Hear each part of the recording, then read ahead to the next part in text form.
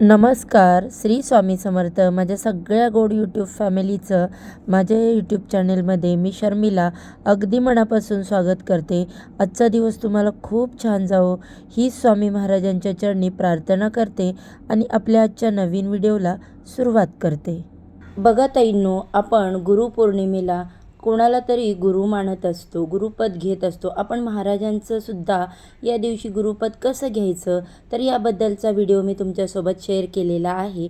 पण बऱ्याचशा लोकांना मनामध्ये शंका येते, कारण आपण कुठली चांगली गोष्ट करायला गेलो तर आपल्याला नियमांचं पहिलं टेन्शन येत असतं, हे की पाळलं लागेल की ते पाळावं लागेल. तर सगळ्यात महत्त्वाचं, बऱ्याच लोकांना प्रश्न विचारला किंवा त्यांना तो प्रश्न पडतो की गुरुपद घेतल्यानंतर आपण मांसाहार करू शकतो का? हा एक प्रश्न झाला. आणि दुसरी गोष्ट म्हणजे गुरुपौर्णिमेला समजा आपल्याला वेळ नाही आहे, पण मनामध्ये खूप इच्छा आहे सेवा करायची, तर छोटीशी एक सेवा आहे, ती आपण कुठली करू शकतो तर ही माहिती मी तुम्हाला आजच्या या व्हिडिओमध्ये देणार आहे. तर सेवा, पूजा, मांडणी काय काय करायची याबद्दलची माहिती मी तुम्हाला अगोदरच सांगितलेली आहे, अगदी सोप्या पद्धतीने. या दिवशी तुम्ही महाराजांना त्यांचा अभिषेक करून, सांगितलेली सेवा करून तुम्ही गुलाबाचं फूल अर्पण करू शकता, चाफ्याचं फूल अर्पण करून महाराजांचा या दिवशी तुम्हाला मानसन्मान करायचा आहे. आणि त्यानंतर जेव्हा आपण सेवा वगैरे झाल्यानंतर मग आपल्याला गुरुपद घ्यायचं आहे.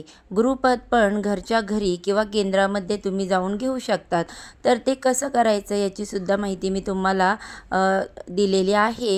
व्हिडिओ माझ्या चॅनलवरती आहे, नक्की पहा.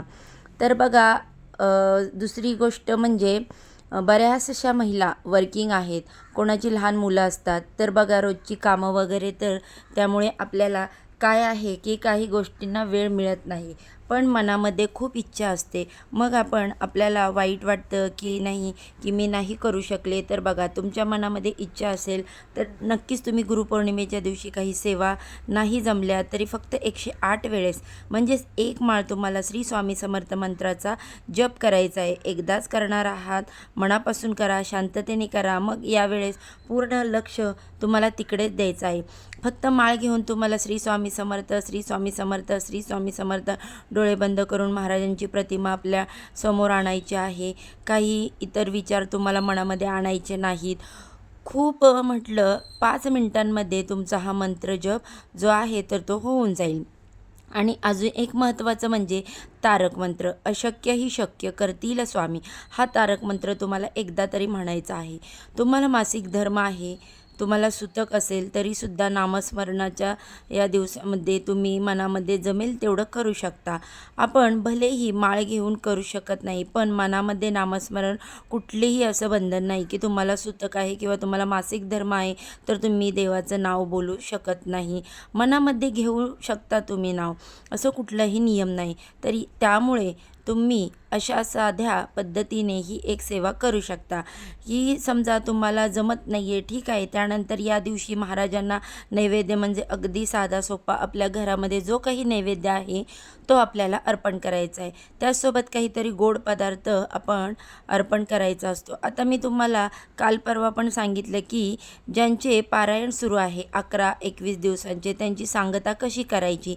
तर गुरुपौर्णिमेच्या दिवशी जेव्हा आपण देवपूजा करतो, सेवा करतो, त्यानंतर तुम्हाला दुपारीसुद्धा तुम्ही किंवा सेवा झाल्यानंतर तुम्ही घरामध्ये जे काही जेवण व भाजी पोळी, वरण भात आणि एखादा गोड पदार्थ तो तुम्हाला अर्पण करायचा आहे देवाला नैवेद्य म्हणून. आणि एक दीड तासाने तेच आपल्याला प्रसाद म्हणून खायचं आहे आणि गरजूंना तुम्हाला दान करायचं आहे. अशा साध्या सोप्या पद्धतीने आपल्याला या 11 किंवा 21 दिवसांच्या पारायणाचं सांगता करायची, उद्यापन करायचं. आता तो महत्त्वाचा प्रश्न म्हणजे जो खूप लोकांना आहे की गुरुपद घेतल्यानंतर मांसाहार करू शकतो का? आता बघा, मी जर तुम्हाला बोलली की नाही, तुम्ही मांसाहार अजिबात त्याच क्षणापासून बंद करायचं आहे, तर जर मी तुम्हाला बोलली तर तुम्हाला म्हणजेच बऱ्याचपैकी जवळपास बरेच लोक गुरुपद घेणार नाहीत, या भीतीने की मग काहीतरी असं केल्यामुळे काहीतरी वाईट होईल किंवा मग आपल्याला भीती वाटते.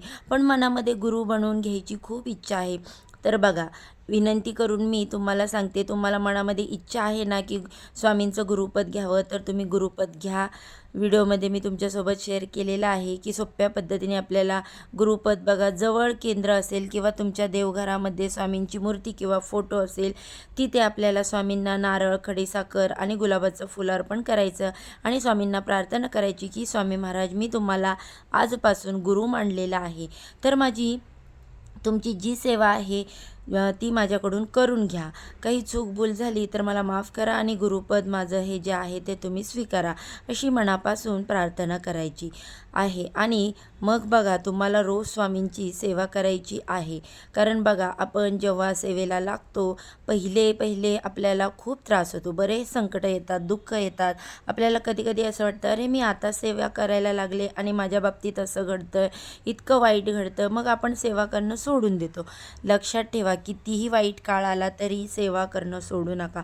छोटी सेवा तुम्ही करायला लागा. पहिले नामस्मरण तुम्ही माळ जप पहिले करायला लागा. मग हळूहळू जी नित्यसेवा असते की स्वामी चरित्राचे रोज 3 अध्याय वाचायला लागा.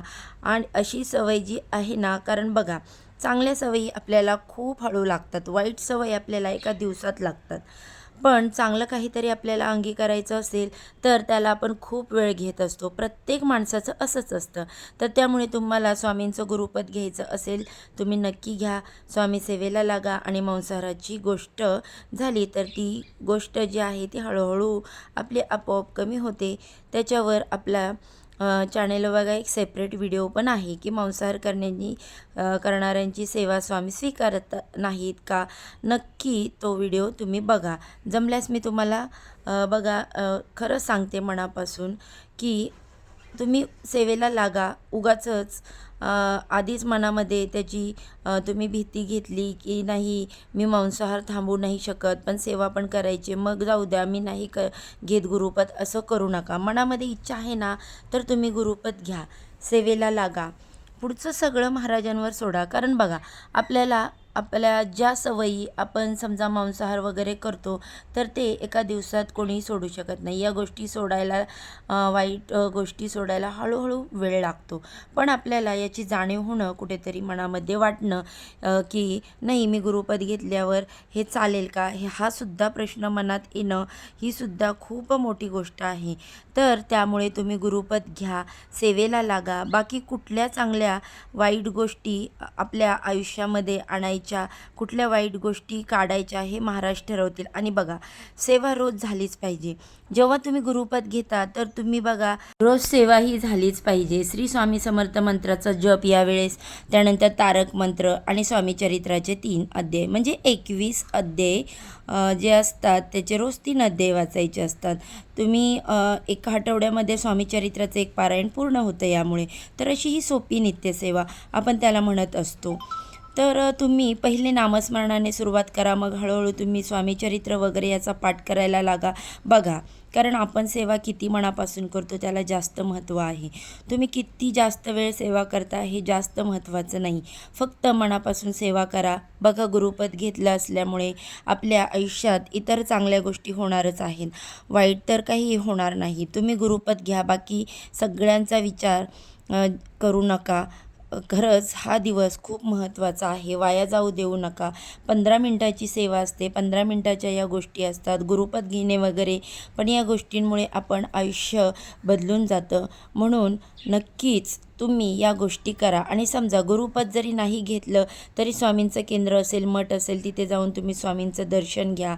स्वामींना सगळं काही मनापासून सांगा. बघा, स्वामींकडे जेव्हा आपण बघतो ना, तर त्यावेळेस मग आपल्याला मनामध्ये इच्छा व्हायला लागते की स्वामींचं गुरुपद घ्यावं, स्वामींची सेवा करावी. तुम्ही केंद्रामध्ये जायची हळूहळू सवय करा. खूप गोष्टी बदलून जातात, स्वतःचा माझा अनुभव आहे.